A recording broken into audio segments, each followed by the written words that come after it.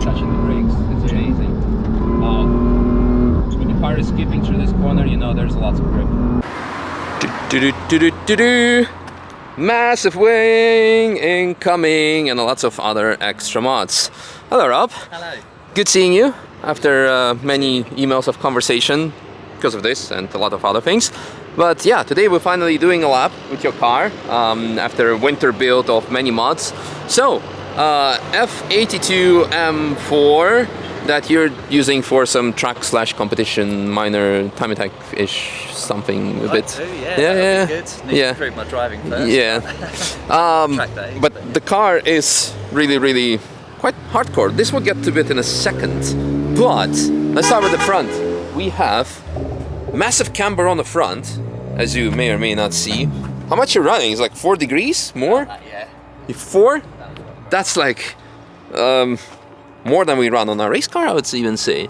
Massive AP racing brake system, together with, of course, calipers.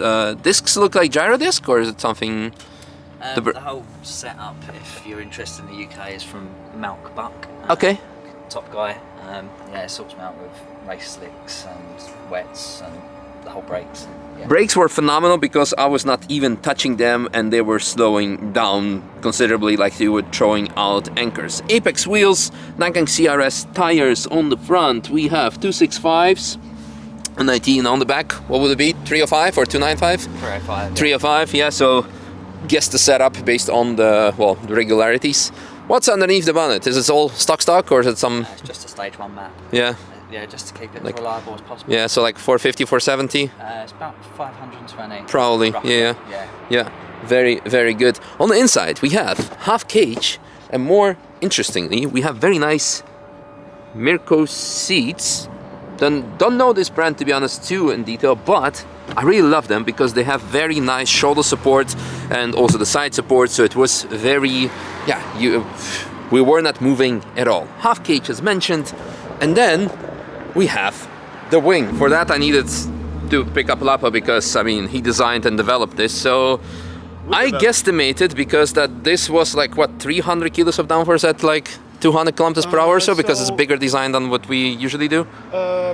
So the position of the wing is detrimental for efficiency, and having the long swan necks puts it in a position that creates a bit more leverage and also puts it in a better streamlined airflow zone. Because it's like a race car, it's actually far back over it, roofline. The position also dictates how it then acts on the rear, suspension setup, but also in the front, because it creates that lever. And so you can actually notice even more how it performs because it stabilizes the rear even more. Of course, we're now going to work on the front. But the position and also the angle of the wing has been developed so that these 4 settings can work. For example, the first setting, I designed it so it can work by itself. So I think, Rob, you noticed that? Yeah, it's very good. And then you have 3 more positions. Then it can also be upgraded later on because we have this mounting system that we developed that we can maybe add even more angle of attack or change even the complete wing element. But basically the top position then will allow you to run also with the front splitter way more aggressive load, and the numbers on the wing, of course these are on the virtual wind tunnel, so it may vary a little bit.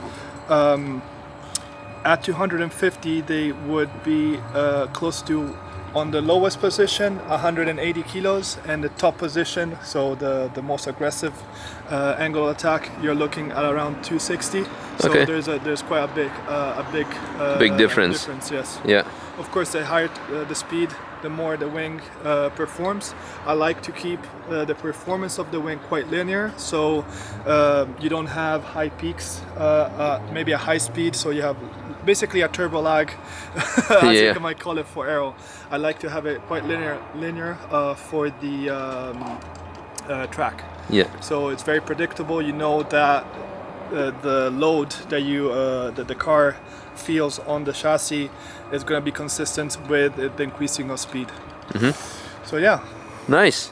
So right now the wing is mounted to the trunk. Yes. And you can see actually it generates quite some downforce. So we're gonna get lots of hate like, oh, why don't you do chassis mount? Rob, why haven't done the chassis mount? Customer is king, so it's all on you. I wanted usability still. Not sure why, because I normally tow my tools to the track, but we're going to look at something later. Yeah. Can we see underneath how it is like mounted? Is it open, the car? It should be. So, Try it. Yeah. So this is the, let's say, GT4 spec mounting system. Usually the GT4 has a way smaller bracket, also because the wing is not as pronounced. I wanted to reinforce it and bring more mounting points and also a stabilizer because as Rob has, he has a composite boot. So it might, let's say, be a bit weaker than, let's say, a steel or aluminum boot. So this brace basically takes off this axis of movement and stabilizes. So it's only doing up and down basically right now. Now for Rob, as a second upgrade that we're gonna do is basically where the V of Vulcan is gonna be a bracket that goes from the chassis up and loads this point. So actually in the evening we come back and then we scan and do that reinforcement bracket for him. Nice. And after that the splitter Yes. is coming in production. So that's it. So stay tuned for that. I really enjoyed the lap. I mean, you will see it and also the additional thoughts afterwards. I overestimated the amount of downforce, but I mean, most important thing is you see how it works, and that was actually phenomenal. So enjoy the lap with probably the biggest winged car that we have featured on this channel. That actually works. Yeah. Actually, hold on a second, because the lap that you're about to see that we filmed with Rob's car was filmed a while ago. And in the meanwhile, we have made already production version of our own splitter, and his car is also going to get one. So he has a reason to come back next year. But while we are on topic of custom aero, we might as well also touch base on the splitter that is going to be installed on his car, and also maybe show the wing that you can order that is a direct fit for any of your cars, because his was a bespoke time attack application, a bit more extreme than a street use. And this kit, by the way, actually has now won first place at the European Time Attack Championship, driven by me. But it was all the kit, because Time Attack is the ideal proving ground for all aero innovations. So good job, Lapo. Anyway, first of all, hold this. Yeah. The mandatory proof, because splitter is chassis mounted and also with additional iron wires. Is it iron or what's it? Stainless steel. Stainless steel wires and more importantly, titanium skid plates. So you can also spark while you go through compression zones, carousels, or under braking. But yeah, technical specs. Yeah. So first of all, these kits are developed specifically for the platforms. It's not like some, random piece of plywood or, just a flat sheet of carbon bolted up. So as you can see, you have a really thick leading edge. The end plates and cards are meant to work in conjunction to keep the high pressure zone as much as possible, but also bleed some of it, so to release some pressure in the correct spot. So drag goes down, but load stays quite good and in the center of the lip. Because ideally you want to have as smooth of a surface as possible, I try to utilize as much volume for a bit of expansion. This is where it bolts to the front rails that are bolted to the main rails of the chassis. So in any case of a very, very big impact, which we also had, there's no damage to the actual chassis, and the cables are there to give some give to the lip. So the faster you go, the lip has some flexion on the, let's call it vertical axes, and that will increase load as the faster you go.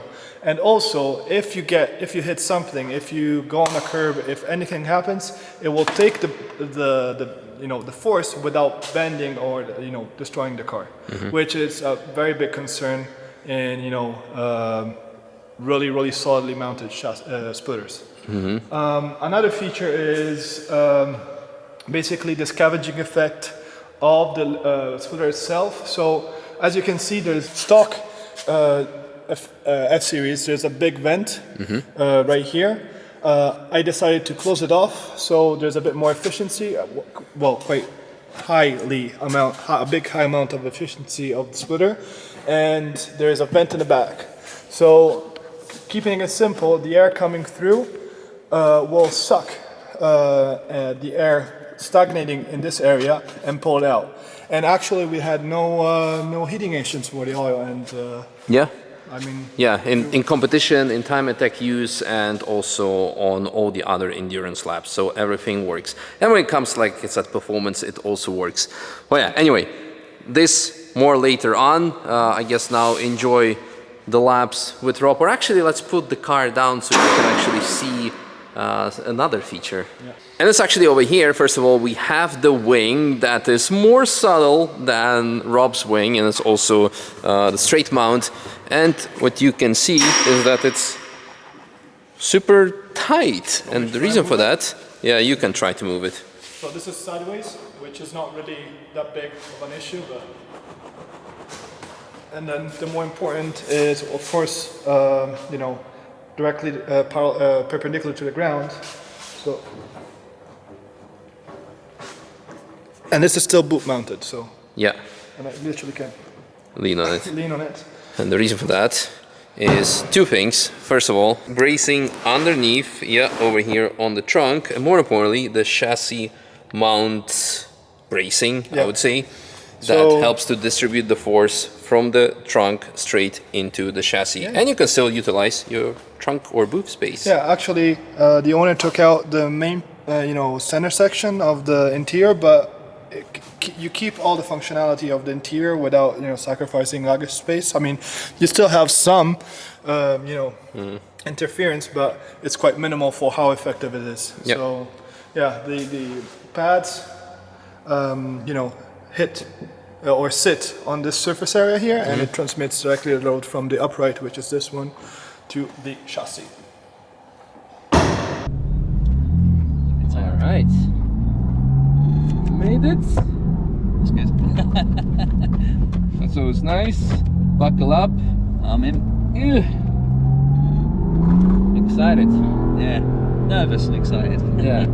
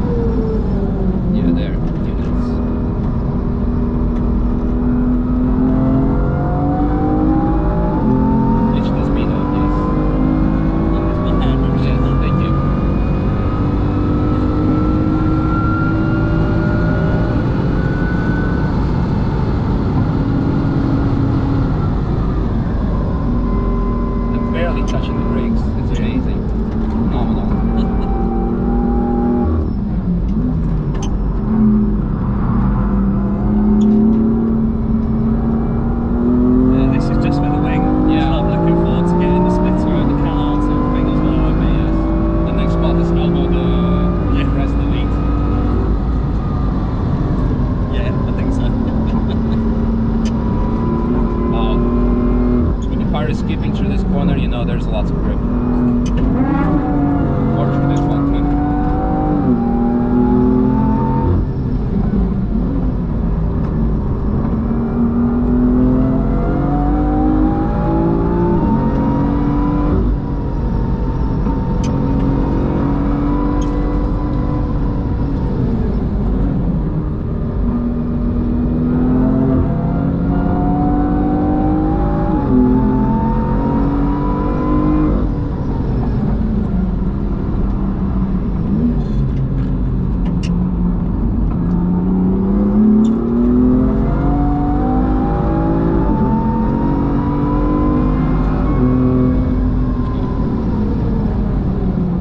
No, really impressed.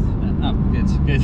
Like I said, I honestly expected understeer, but you can see it in slow corners like in Hatzenbach, where we're still easily hitting the apexes, not missing it. On high-speed sections, especially Schwedenkreuz, yes, you feel it because the car really like kind of, you can feel the nose lifting with all the dampers at high speed. Yeah, it was yellow just for this.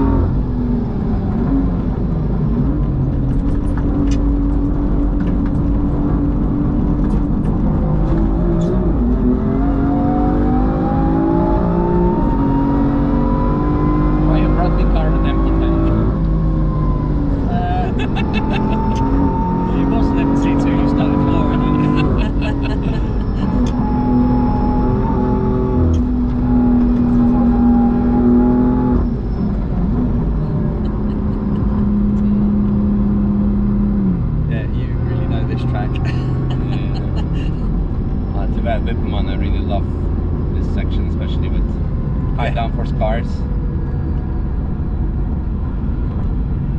Well,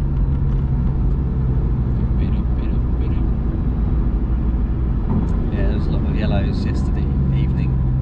Oh, we probably went past.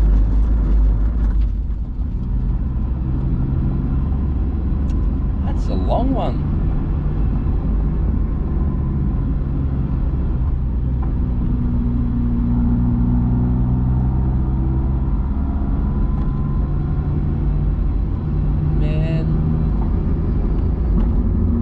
So much fun. Well, I was having fun anyway, so I'm just glad I'm not throwing up so far.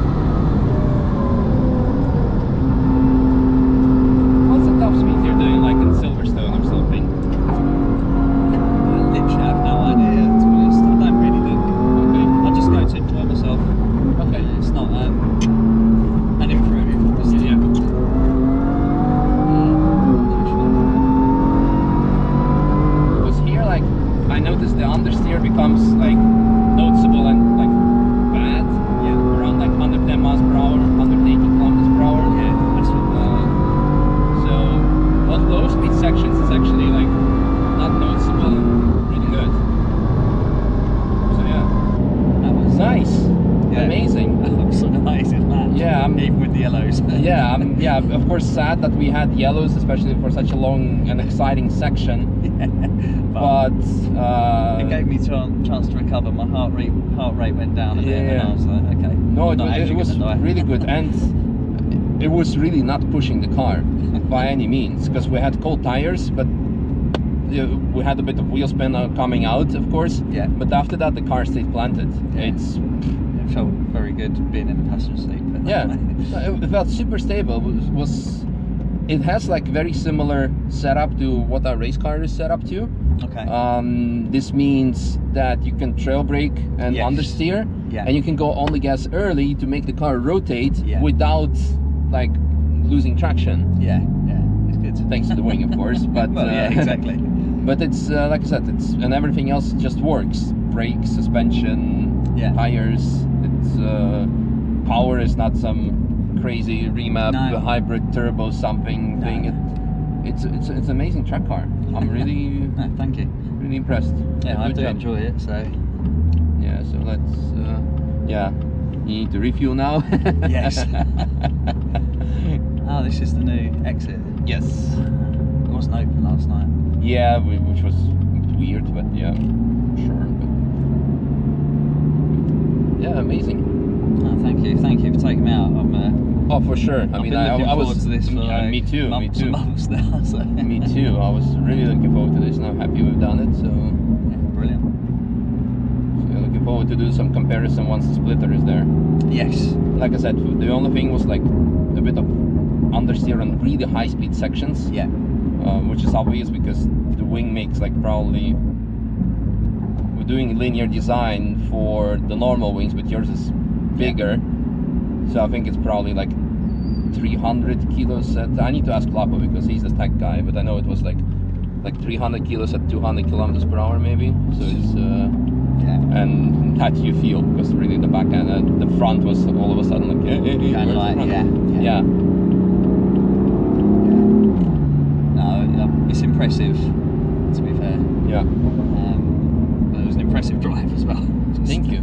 No, and the thing is, like, you will see on the video, at least people who watch my videos and compare it to other laps, it was really not pushing. It was just like cruising, kind of short shifting sometimes, Yeah. staying behind the car. It was really nice flow. It was. Yeah. It felt, to an extent, it felt slow because it was so calm. But probably when you look back at the speeds, you're like, yeah, sure, slow. It didn't feel slow. Yeah. Not to me. That did not feel slow at all.